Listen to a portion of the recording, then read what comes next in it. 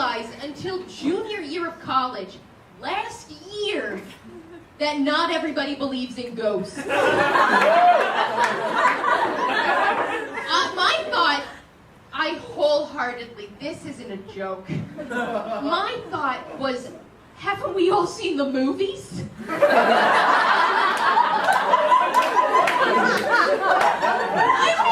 think we know what happens to the non-believers in the movies. So I believe it's like a precaution.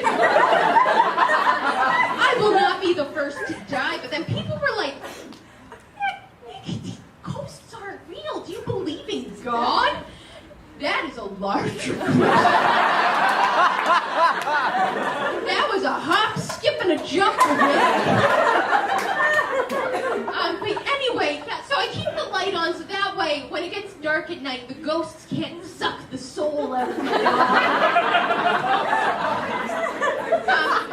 I think probably the place where I most struggle with my fear of the dark is on the... So, when I visit my grandmother is also in the town of Wilmington, Massachusetts, my hometown. None of you are from there.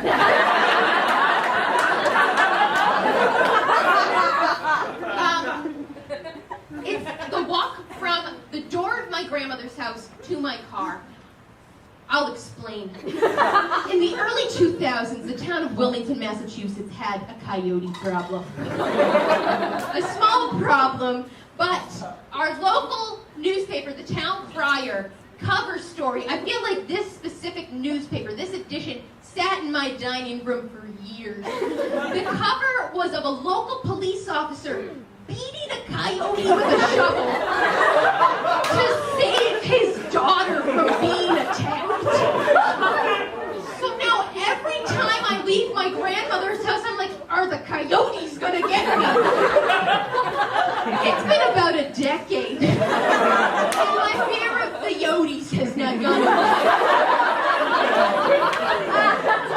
But I make it to the car, I get inside, and again, the fear of the dark plays in. And then everything around me starts getting warped in my mind. Mailboxes become people, seatbelts become faces. And I'm like, is there a murderer in my car?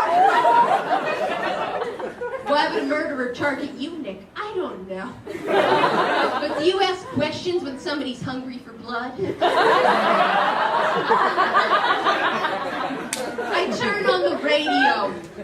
Thank God, it's Magic 106.7. Can I get a yeehaw if you listen to Bedtime Magic on 106.7? Yeah! Yeehaw! Great. If you do listen to it, you're probably familiar with the sexy saxophone that introduces you to the segment. However, each evening the sexy saxophone does not bring me solace. I drive to my home, I make it there, and again, we're faced with the coyote situation. I need to make it from my car to the door without dying. I have a pile of shovels on my porch. My family has enough shovels to get us through the next 3 ice ages. It will take me 1 minute to grab a shovel, but it will take a coyote 3 seconds to kill me. That's a statistic. But I chance it. I bolt for the door, I'm fumbling with the keys, I'm like, life is not a second away! And I make it in, I'm fine, as one would usually expect. But part of me thinks these coyotes are playing the long game. They're watching my patterns of behavior. They have a log of how long it takes me to get from car to door.